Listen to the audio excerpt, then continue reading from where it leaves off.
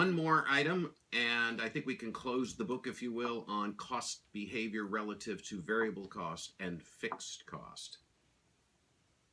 And that is the concept of relevant range. Relevant range refers to the following.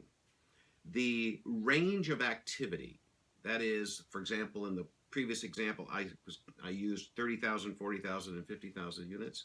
That implies, or you can infer from this, that this manufacturing facility can build anywhere between 0 and 50,000 units. But if you need to make more than 50,000 units, something has to change. Most likely, you need maybe more equipment or maybe a bigger building, whatever the case may be.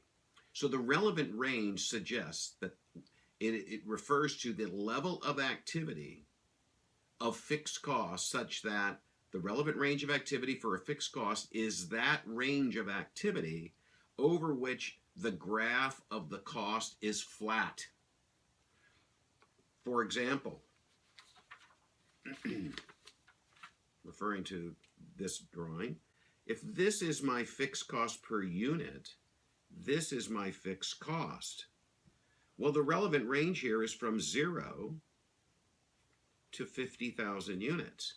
If I need more capacity, because I need to make, let's say, 60,000 units, and I don't have enough equipment to do it, I need to go out and buy some more to allow me to maybe get up to a total of 80,000 units. So I need some incremental increase in fixed costs. So when we speak of relevant range, we are saying how much product can we produce or generate with this level of fixed cost.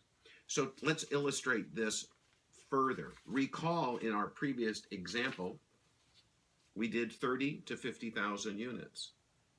Well, let's just assume that business is really booming and we believe that we're going to be doing 60,000 units next month or next year, whatever the case may be.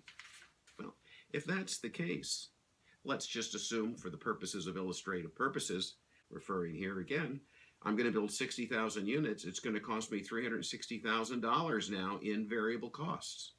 $6 per unit, recall, is the amount that this unit cost us. But I need another $100,000 of equipment, or more equipment, that yields to me a fixed cost increase of $100,000, giving me a total fixed cost of $400,000. Therefore, my total cost then is going to be $760,000. If I divide 60,000 units into 400,000, I'm going to get, I think, somewhere in the neighborhood of about, well, I have to do the arithmetic, $6.67. So by adding that $100,000 to 400,000, my total cost is $760,000.